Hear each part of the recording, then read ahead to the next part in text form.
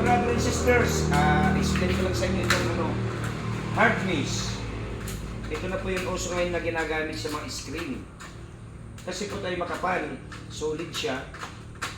Hindi na siya lulundo pag inilagay sa sa pang-screen para doon sa mga window.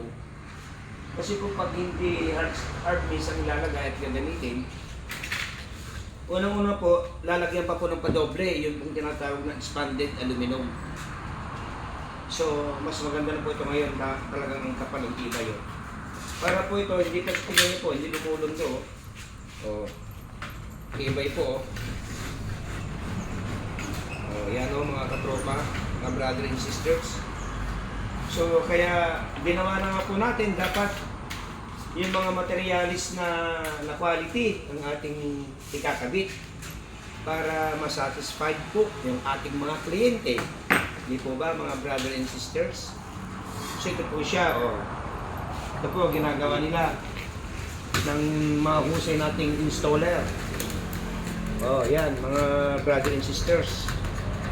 Ito po, nagpapatunay na talagang matibay siya.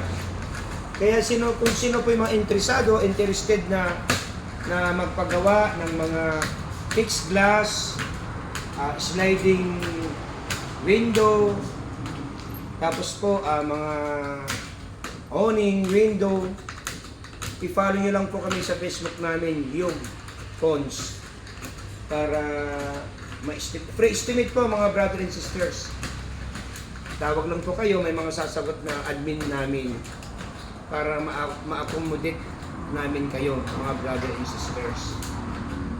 Maraming salamat po. Naway pagpalain tayo ng Panginoon Diyos. Happy New Year sa inyong lahat, mga brother and sisters. Salamat. Bye-bye.